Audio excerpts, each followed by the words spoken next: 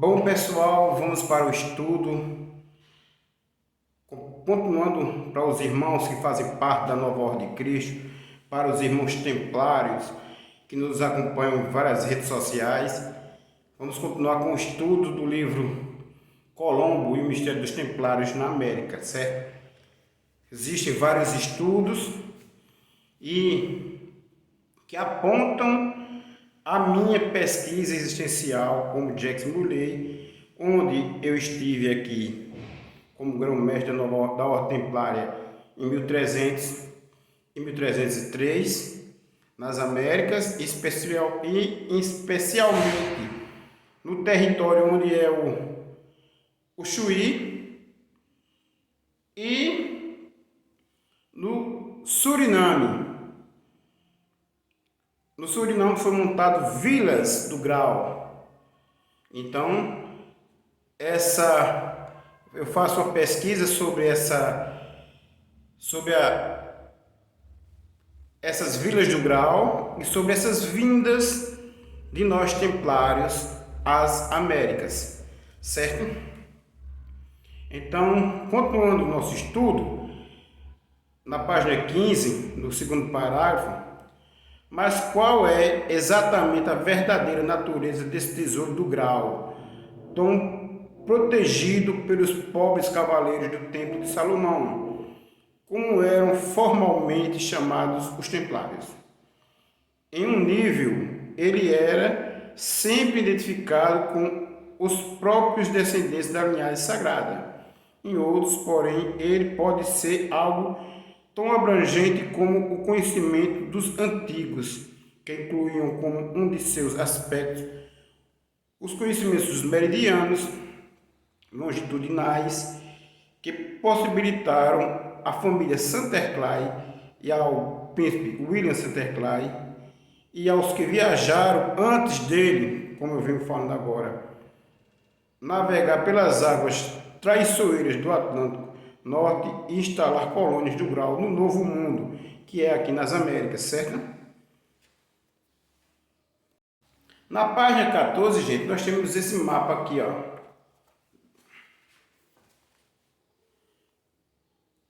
Certo? Nesse mapa se diz assim, figura 1.1. Este mapa mostra latitudes e longitudes aproximadas de muitos lugares relevantes mencionados neste livro.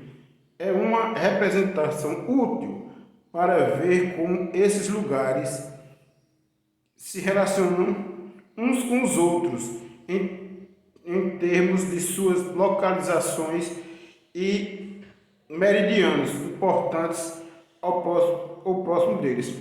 Isso nós vamos estudar também para vocês que estão nos acompanhando no YouTube, certo? Ou então em outras redes sociais.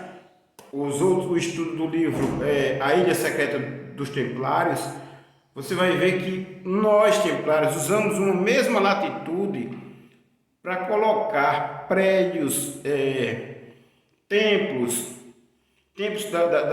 do Cisnes, certo? O Bernardo de Claraval, nós templários, várias abadias, numa mesma linha, esse mesmo meridiano. Esse meridiano, ele tem um campo eletromagnético que traz paz, certo? E ele tem a mesma carga voltaica da razão de Pi, P-H-I, certo? Então, por isso que ele dá essa paz a quem está ali, uma sensação de bem-estar.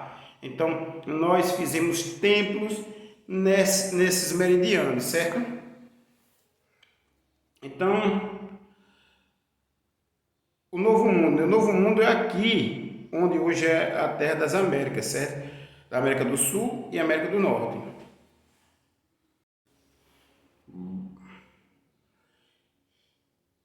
E do surgimento e o desenvolvimento dos Estados Unidos e do Canadá.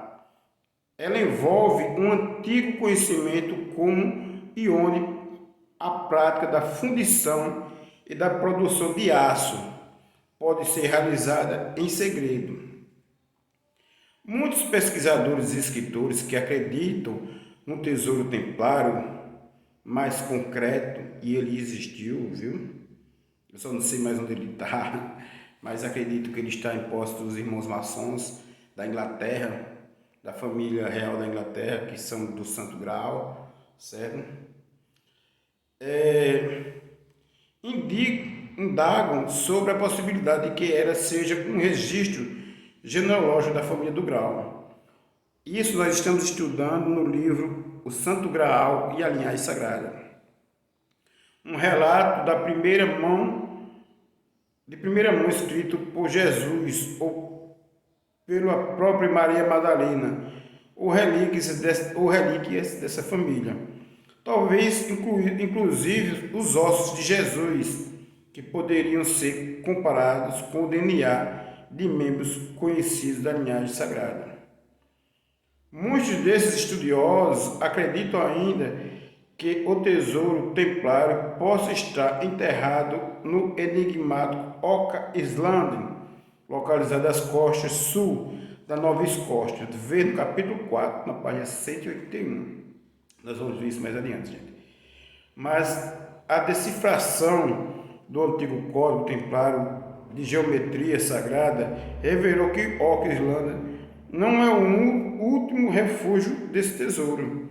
De fato, tesouros físicos consideráveis ainda podem estar escondidos ao longo de antigos meridianos que atravessam as Américas, começando sob as ruínas recentes descobertas de Crim Orc. A imagem espalhada geográfica de Orc Island. Estudo aqui do livro, na página 15, no último parágrafo.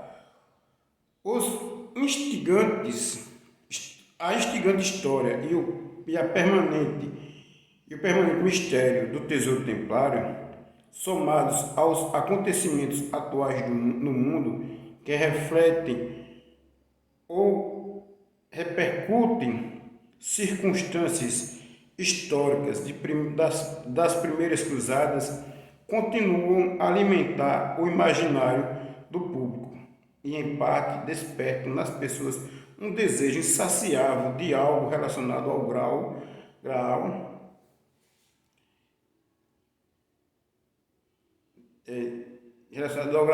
ou à linhagem sagrada. Com a recente publicação do romance de Dan Brown, O Código da Vinci, esse desejo chegou ao auge. Associa-se a isto o entendimento cada vez mais comum da ideia de que a fundação dos Estados Unidos assentou sobre os princípios maçônicos e templários, que incluem um grau e o culto à deusa. É essencial lembrar, porém, que a teoria básica sobre o Graal se apoia no livro de Dan Brown, de que Jesus e Madalena eram casados. Não é nova.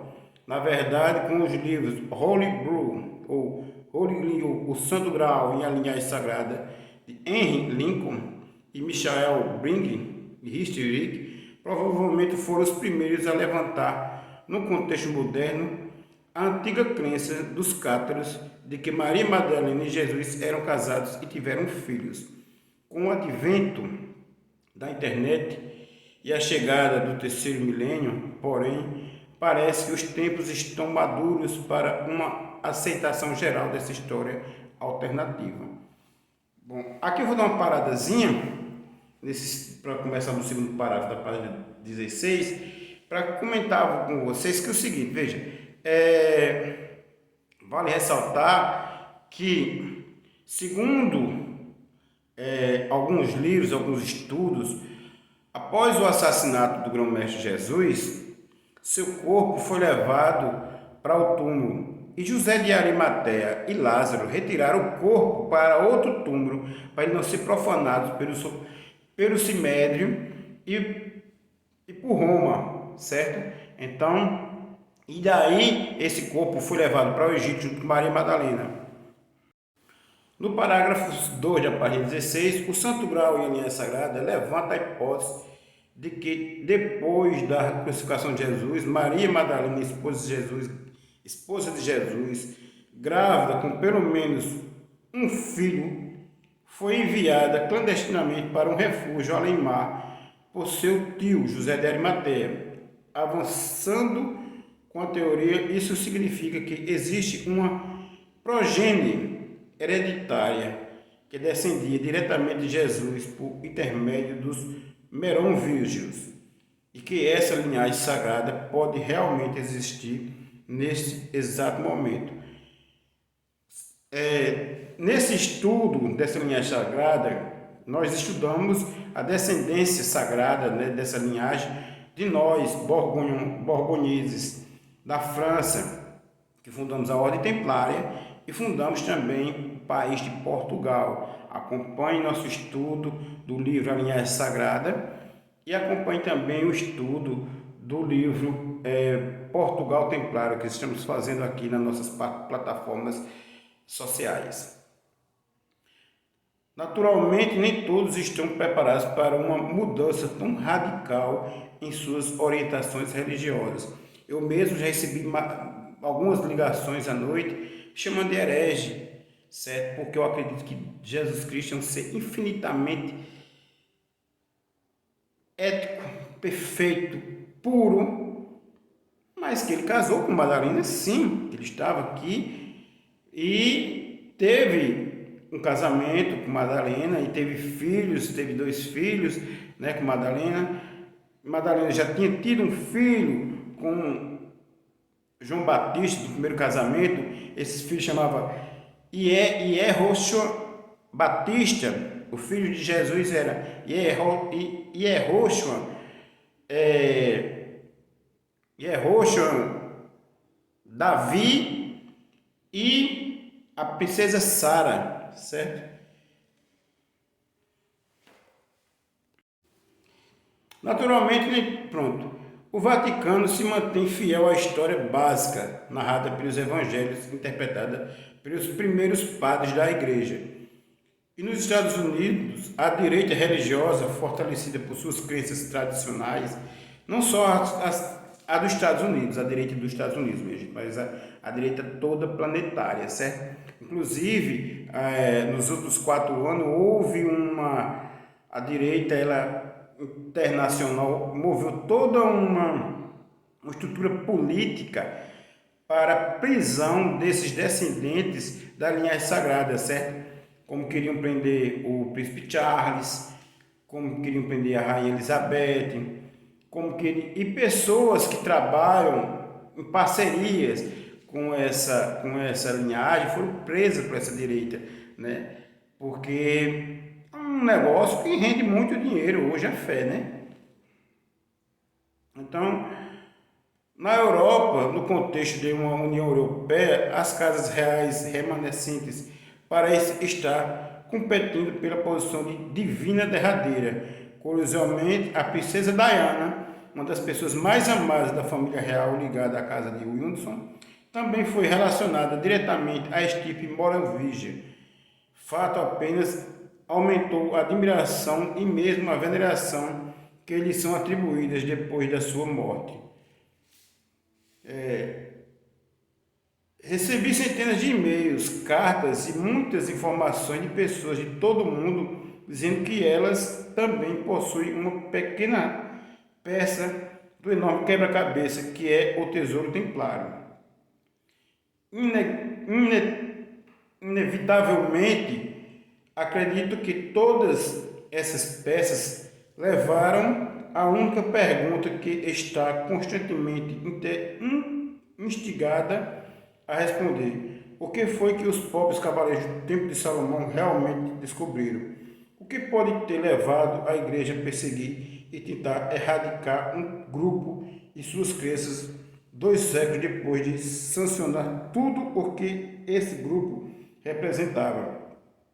Trata-se de um tesouro no sentido tradicional ou de alguma coisa muito mais profunda e perene, como o título de Bernardo de Claraval, Clairvaux, inicialmente com estímulo de Bernardo de Claraval, Clairvaux, inicialmente, que também era da linhagem sagrada, viu, pessoal?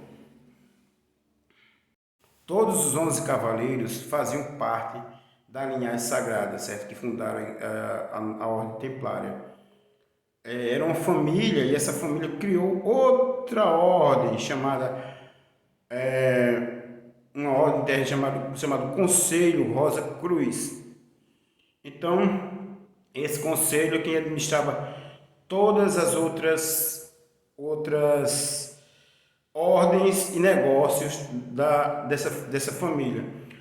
Vale também ressaltar que o casamento de Diana Morenvigel, que era da tribo de Benjamim, com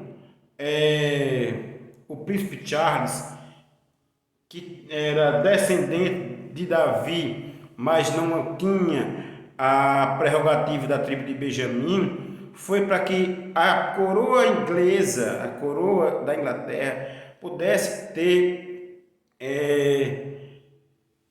uma linhagem pura do Santo Graal, certo? Porque eles eram descendentes de outras tribos de Davi. Então, já a rainha, a princesa Diana, ela é da descendência Morenvigem. Então, teve que haver o casamento entre primos, né? Porque são primos em segundo grau, para poder manter a linhagem sagrada de seus filhos, certo? De seus descendentes. Então, vamos para continuar aqui. Mas ela recuou, a igreja recuou dessa carta, né, desse acordo financeiro com a Ordem Templária do século XIV, a ponto de decretar a prisão de nós templários naquela época, né? A tortura e a condenação à morte de centenas de membros da ordem. O tesouro dos cavaleiros terá algo a ver com essa mudança de posição? Talvez a resposta ao mistério da descoberta dos templários esteja além da linhagem sagrada de seus descendentes. Ao longo deste livro, veremos detalhes relacionados com a possibilidade de os cavaleiros terem descoberto provas de um antigo conhecimento desenvolvido antes do dilúvio, certo? Conhecimentos dos povos da Atlântida. Por isso, no meu subconsciente, eu tenho informações que eu passo para os cavaleiros da Nova Ordem de Cristo, que aqueles que têm visão e mente já desperta, já percebem, né, irmão Cláudio? O irmão Cláudio é a segunda pessoa da Nova Ordem de Cristo, certo? Ele é o irmão grão prior mestre da Nova Ordem de Cristo. A terceira pessoa é a irmã Maria Mônica, é a Senescal. A quarta pessoa é o meu amigo Ivaldo Panta. A quinta pessoa é o grande cardeal da Nova Ordem de Cristo, que é o irmão Noedo Cantarelli. Falarei mais sobre o Conselho Rosa Cruz da Nova Ordem de Cristo durante nossas publicações nas redes sociais. Bom, então, talvez com a ajuda das sociedades secretas de outros tempos, puderam viajar pelo mundo orientada pela observação contínua do Sol, da Lua, das estrelas e das posições relativas destes outros astros, assinadas por círculos de pedras e outros monumentos. Então, para que vocês possam ter uma ideia, eu vou explicar melhor agora. Durante a morte de Jacó, durante o velório e embalsamamento de Jacó, José do Egito, então vizir do Egito, na administração do faraó Hitita,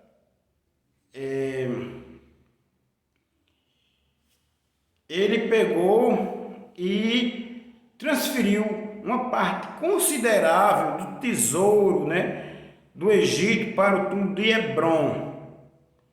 Nessa mudança foram folhas de ouro, certo? Folhas que eram mapas. E essas folhas de ouro continham os mapas do novo mundo, onde Osíris havia morado antes do dilúvio, do grande dilúvio, que é mencionado na Bíblia como o dilúvio de Noé. O dilúvio de Noé fala apenas da linhagem de Noé, né, e de Abraão, que sobreviveu àquele dilúvio. Mas havia outras pessoas que sobreviveram também a esse grande acidente cataclismo que ficou marcado em grandes tempos, como o tempo de Cútere na Irlanda, certo? Então, vale a pena estudar. Aconselho a todos a leitura do livro As Digitais dos Deuses, para que vocês possam juntar todos esses estudos junto com o livro As Digitais dos Deuses, que eu estou passando para vocês, Cavaleiros e Amazonas do Nova Ordem de Cristo, para que vocês possam estudarem e terem noção do que foi a Ordem Templária, do estudo que nós fizemos, da estrutura não só física, como quântica e espiritual que nós montamos para a Ordem, e de tudo que foi realizado por nós templários para uma elaboração de uma egrégora mais crística. Lamentavelmente, tivemos que usar a espada. E, lamentavelmente, isso trouxe bastante transtornos às nossas psiques, inclusive a mim, certo? Como irritabilidade, quanto agressividade, como o uso um pouco egoísta do capital de giro templário. Mas estamos aqui, um templário não abandona a sua meta nunca, o seu campo de batalha, e eu continuarei até alcançar minha meta, nem que para isso passam milhares de existências. Bom, para concluir a página 17, ao longo da pré-história e da história registrada, esses conhecimentos proporcionou aos que conheciam o segredo, ou iniciados, a capacidade de abster-se do suprimento ilimitado de metais preciosos do Novo Mundo, aqui no Brasil, certo? Aqui no Brasil era Nova Canaã, eu vou falar isso sempre, muitas vezes, viu? Era Nova Canaã de Salomão e era a cidade de Ur, né? Também os povos de Ur, era aqui que eles extraíam o ouro, né? Precioso aqui no Novo Mundo, inclusive de cobre e de ouro, avidamente procurados, e de suas aparentemente infindas quantidades de minerais raros, como o titânio. É bem possível, de fato, que o acesso a esses metais ajude a explicar como nós, templários, conseguimos desenvolver armamento superior e, assim, a força militar devastadora durante a Primeira e a Segunda Cruzada. É provável, então, que tenham tido o poder e a superioridade conseguidos pelos templários em decorrência desse acesso à riqueza do Novo Mundo, não sua suposta posição como guardião da linhagem sagrada, a causa de sua ruína definitiva no seio da igreja, pois o acesso ao Novo Mundo apresentava não somente riqueza material limitada, mas também a oportunidade de exercer um papel importante na instituição de uma nova ordem mundial, livre de controle e opressivo tanto da igreja como do Estado. E, em última análise, podemos inferir que a redescoberta desse conhecimento cartográfico possibilitou ao príncipe Henri Saint-Clair e aos seus cavaleiros templários localizar os antigos meridianos, ou linhas rosas linhas, e assim fundar as colônias do grau secretas no Novo Mundo. Continuar a fundação, né? E, ao mesmo tempo, ocultar com segurança tesouros mais concretos, artefatos, manuscritos, relíquias que poderiam facilmente ser descobertos séculos mais tarde por nós mesmos reencarnados, iniciados e seus conhecimentos sagrados, inclusive os homens com verão. Bom dia, amigos, investidores do Banco Digital MXRM. Estamos recomeçando nossas publicações do Banco MXRM em todas as redes sociais, para falarmos de investimentos, de ações, de estudos de plataformas de investimentos e reativarmos todas as nossas publicações em todas as redes sociais, certo? Vamos falar hoje um pouco sobre o dólar, que está em uma queda há mais de 10 anos que não estava tão barato. É hora de investir em dólar, minha gente. Você que tem acesso, tem contas no Banco Bradesco, você que tem contas na Venue, invista em ações de empresas dos Estados Unidos. Você que tem como comprar direto ao Bradesco, né, nas grandes capitais. Nas capitais você vai conseguir comprar no Bradesco dólar ao preço de mercado agora. Comprar agora na baixa para vender na alta. E se ele baixar mais, compre mais, que é um excelente investimento, certo? Por mais que haja oscilação no câmbio do dólar, certo? O dólar ainda nos próximos 10 anos ainda vai ser uma moeda bastante forte, mesmo porque os Estados Unidos têm uma reserva de ouro maravilhosa, como nós vemos estudando aqui, certo? Faz-se necessário também o estudo das ações das empresas que estão pagando os melhores dividendos. O que é dividendos? São participações. Você compra as ações e a cada 6 meses a empresa reparte o lucro para os acionistas. Então, invista nessas ações. Então, voltaremos amanhã com mais informações sobre investimentos e o mercado financeiro brasileiro e do exterior. Bom dia, amigos, artistas, investidores em artes. Estamos aqui para falar sobre o projeto Excursão das Artes, projeto Excursão das Artes, que há 10 anos vem caminhando pelo Nordeste, levando arte e construindo uma economia solidária e humanizada, certo? Como é uma economia solidária e humanizada? Nós investimos parte dos patrocínios em empresas, e essas empresas constroem produtos, subprodutos derivados de artes, dos artistas que estão participando do projeto Excursão das Artes, para que pessoas possam investir como cotistas dessas empresas, e assim cada cotista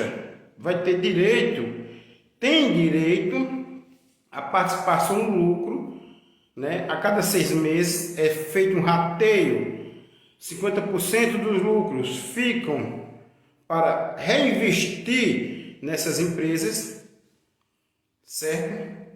10% é dividido entre os diretores e os outros 40% é dividido entre todos os cotistas, certo? Você pode fazer um contrato de 2 anos, contrato de cotista, de 4, de 5, de 10, e você pode investir a partir de R$ 1.400 até o valor que você achar por bem. Você também pode investir no projeto de Excursão das Artes com apenas apoiador cultural, certo? É um valor mais em conta. Você pode investir também apenas com uma simples propaganda nas redes sociais. Então, venha ser um investidor em arte e pode comprar quadro como investimento em arte, certo? Nos últimos 6 meses nós estamos visitando vários políticos, vários espaços culturais, participando de editais de arte, para que possamos caminhar com o projeto Som das Artes, para que todos nós possamos ter lucro ao investir no projeto Som das Artes. Então, vai ser um prazer imenso ter vocês conosco.